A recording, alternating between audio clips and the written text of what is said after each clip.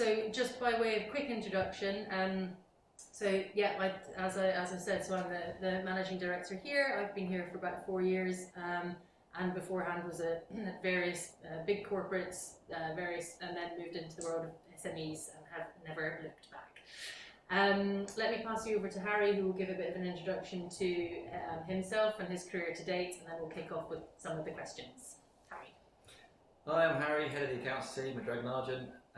I've been working in accountancy for 15 years now. 11 of those years I've spent in outsourcing departments.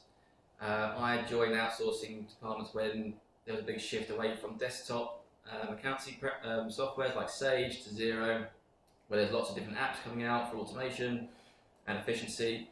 So I think my experience definitely lends itself to providing efficiencies in running outsourced finance functions. Perfect. So one of the things which we here at Dragon Argent, there's various ways that we help and support our clients. So we do it through accountancy, through tax, through legal, and through advisory.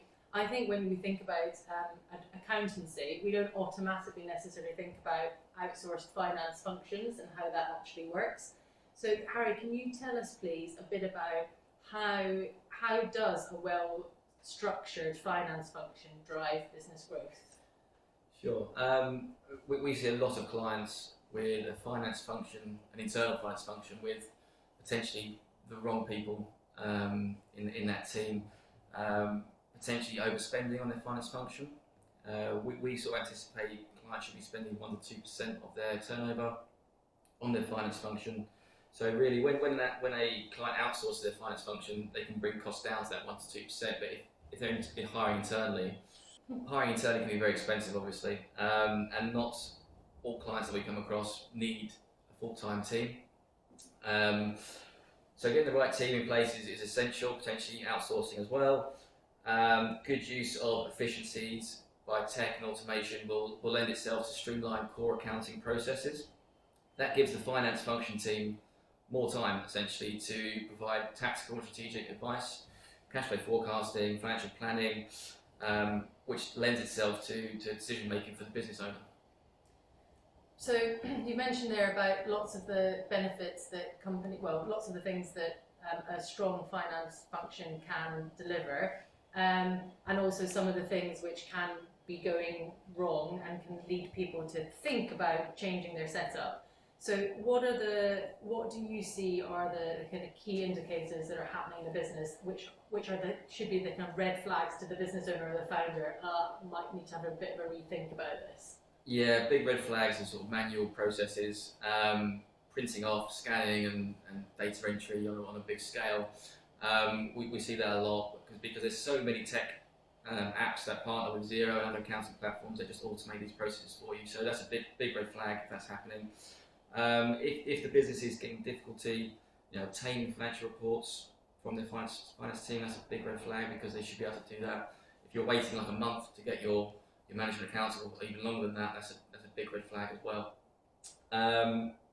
Cash flow problems. If you're experiencing cash flow problems, it could be because your finance team aren't really giving you advice, in a good timely manner, because it should be proactive decision making around cash flow forecasting. You should know when there's going to be tight spots and when there's going to be issues. If you're making reactive decisions based on your cash balance as of today, then that's a problem, and you want to be making proactive decisions.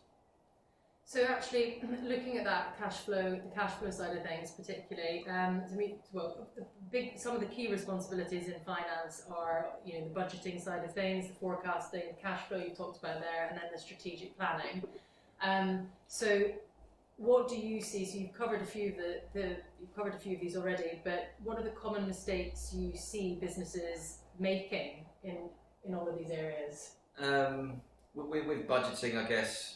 Budgeting and forecasting, business owners tend to do it themselves, and take it as a given that that's the right forecast of budget, and we often see them sort of being a bit optimistic with revenue figures and underestimating costs. So when we do budgeting or forecasting, cash flow forecasting for clients, we only put stuff on the board for cash flow forecasting purposes that we know is coming in for revenue. So take quite a pessimistic view. And we're not hopeful with reducing costs. We stick on costs as we know they're coming in to try and give a real picture of what's going to happen, because startups and SMEs, cash is king, and you've only got X amount of cash to keep your business going. So really tight cash management processes are key. I think a lot of business owners have a budget, but they don't really do a lot with it as well. So we onboard a lot of clients where the budget's not in zero, but it's a quite easy thing to do, and you can get a variance report out there very simply. So something we do a lot with clients is, stick a budget into zero, give you a variance report each month so you can track your performance against budget. It seems to be like a process a lot of clients do, just make a budget, they don't actually track performance against it. Okay, so a lot of it is bringing certainty and just bringing better, kind of accurate, like you said before, like proactive data and proactive reporting, so that the business owners can have confidence that actually the numbers that they are working off are accurate. So it's not kind of the hopeful scenario. It is like factually, and they can be confident on the decisions that they need to make as a result. Exactly. I get a lot of what we do with clients as well is, we might draft the budget forecast together with them, but we'll flex it across the year as well, based on updates for the business and the market. We don't just take it as given. We go through that process with them throughout the year, make sure we have like a rolling budget. Okay, that's interesting. So it's not just a one thing that gets kind of out of date quite quickly. No. Actually, adapting it is all right. So now moving on to tools and technology. You've talked a bit about Zero there and about how actually putting the budget into Zero is a really useful tool. What other ways have you seen technology be useful in this space? I mean, with Zero, there's literally thousands of apps that connect to it in the app marketplace. Generally, they just reduce manual errors by automation, and they just free up time for the finance team. We see, our main app stack is HubDoc for invoice processing. So you can just fire PDFs to there, we can get them into the system really quickly, you can set up roles and automations.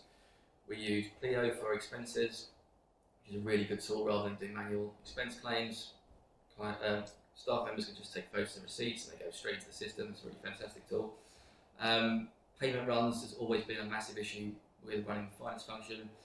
A lot of steps in the payment run process, especially around approvals and sending the list backwards and forwards to clients.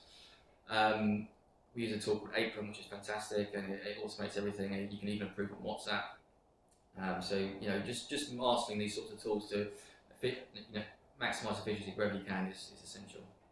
And so I think that's one of the things that's quite hard is when you look at, one of the things you mentioned at the start was that Zero just integrates with so many different things, and it is hard to know which ones to try, because trying all these different things does take time. Sometimes, that's part of one of the things which we know as a small business ourselves is that sometimes you have to try things, sometimes they won't actually be the right thing, but testing all these different software solutions does it costs money and it does kind of distract. So actually they sound like quite a good range of tools which will cover a different selection of things which the business need to do.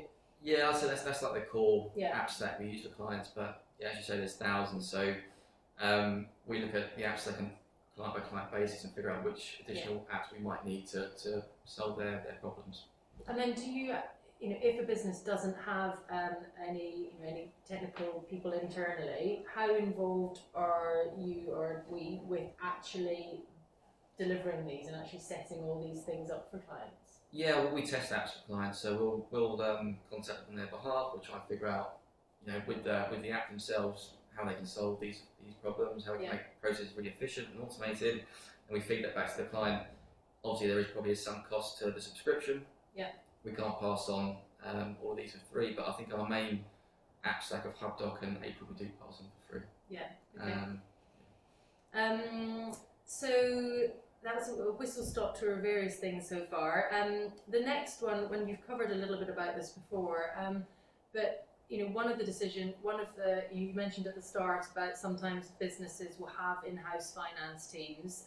Sometimes that will be expensive, sometimes that will work for them, sometimes it won't. What are the key factors? If people on the call are in that position where they have got internal finance team, what are the things that they should bear in mind when thinking about whether to continue doing that model or to consider outsourcing it? the obvious big one is cost, right? It's costly to get a full finance team in-house. You're essentially a bookkeeper, a financial controller, potentially an FD, CFO sort of role as well. And it just depends on the complexity of the business, I suppose. Each business is different, but how often do you need the tactical and strategic advice? Is it a daily, weekly basis? For a lot of businesses, not. A lot of businesses we work with, they might have an internal bookkeeper doing the day-to-day because there are a lot of high volume transactions and a lot of things going on internally, but they just use us as sort of part-time FC and FD, and that works really well. So we collaborate with internal bookkeepers as well to reduce the cost of hiring an in-house FD, which is very expensive. I guess, it just comes down to is it worthwhile hiring in-house full-time, which for a lot of businesses is not. We work with businesses in between 1 to 10 million revenue, where we do everything from bookkeeping, FC to FD, and then when you get over sort of the 10 million sort of role, we see a lot of companies have an internal bookkeeper doing the day-to-day and us doing a part-time role alongside that. And can you just, for those who don't know, the split of responsibilities of of a financial director compared to a financial controller, what would a bookkeeper, I think, is pretty kind of common. I think everybody understands that side of things. But what does a financial controller do? How does that differ to the financial director? Yeah, a bookkeeper may not be qualified to the level of a financial controller. So the financial controller will review their work. They will close month end, produce some reporting based on what's happened historically over that month or that quarter, that period, whatever it is. And then the FD will take that, what the financial controllers produce, and potentially look at more strategic stuff into the future and say, this is where we're heading over the next 6 to 12 months. These are going to be the problems, these are the pitfalls. So the FC will provide some insights into what's gone backwards, and the FD potentially will look forwards and decide, how we navigate these financial problems. Okay, that makes sense. And one of the things which I know that you have brought in since you've been with us is actually one of the tools to use in those conversations. And we didn't cover that in the technology bit, but Fathom is something which we've had some really good feedback on. So can you just tell the team a little bit about that, please? So Fathom, we link to Xero, and it's got live data stream from Xero into Fathom, and it allows us to build out tailored month-end packs, so KPI reporting, variances against budget, against forecast, and then we forecast out for the business over the next 6 to 12 months, 5 years, whatever that period is. We can also give reporting by divisions as well. So if we've got that data in Xero where we say, we've got 4 or 5 departments, cost centres, we can pull that information to Fathom, give you P&Ls by different department or project, and give tailored month-end information with commentary as well. That's sort of our higher level FC sort of work. And I think what I think is really good about, what I like about Fathom is that it is really visual. So, if I look at, I actually love a bit of Excel, but I do find it sometimes quite hard to know exactly where to look and exactly which bits to focus on. So, obviously conditional formatting is great, it flags the bits to draws your eye, but actually Fathom is I think it is a kind of step on. It definitely makes people who are not naturally the accountants, or not naturally completely in love and au fait with everything to do with numbers. It helps you get better data in a more, just communicates it in a better way, I think. Yeah, exactly. So those reports come in PDF. They can be exported to Excel. The PDF reports are really nice to look at. We can provide detailed commentary on them as well, and they pretty much create like a board pack for investors or shareholders, and they can, quite often what we do as well is sort of screen grab them, use the information from them, build out PowerPoint as if we are your board member, so you can present your finance information to the board or potential investors. And going slightly back to how does it work in practice? So you said 0 to 10 million.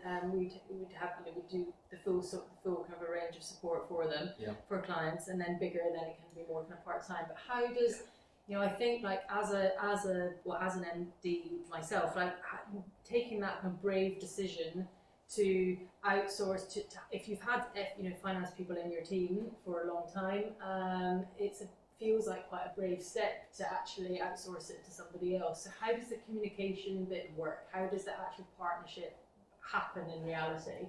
Yeah, obviously you don't have the people physically in-house anymore if you're taking that step to go away from an internal finance team to an outsourced finance team. The way we sort of navigate that with clients is we have regular meetings scheduled in the diary, like a year in advance, so everybody knows when we're going to catch up on everything finance, when information will be presented to them, so it sort of puts people's mind at ease a little bit. They know they get month end on this day, but we also create, like, just new ways of communicating. So like Teams, we use Microsoft Teams, and we'll have a chat that'll have the full finance team from Drayton Ireland side, plus whoever our contact is at the client as well. Cuts down on the emails because emails are slow, and it just means that the client then can message 3 or 4 people at the same time for general day-to-day queries, giving them the effect of having a full finance team at the end of the chat. And it's quite likely that one of us will be able to get back to them within a day, because we're not all going to be on urgent stuff. Okay, yeah, no, that makes sense, because I think that must be. So yeah, responsiveness is obviously key. Yeah. Exactly. And do love. We use Teams internally for how we talk together as a team as well, and it does work well. And anything that reduces the size of inboxes always gets a vote. So I've got one more question. We've kind of whistled through quite a lot here. So after this last question, then I'll open it up to see if anybody has any questions for Harry. Can you give us some examples of the value that outsourcing, getting your finance function right properly, has delivered to some businesses that you've been involved with? Yeah, so I think last year we onboarded a client that had an internal bookkeeper. They were above £10 million in revenue, like annual revenue, but they weren't getting any sort of financial insights. They knew the books were ticking over in zero, and they weren't, getting anything in terms of profit margins to be able to make decisions and they actually have 4 different departments, revenue streams, and they didn't know which one was doing well, which one wasn't. And then aside from that, they have individual projects within those departments, which are probably around 70 a month. They didn't understand what was working well and what wasn't for different client managers.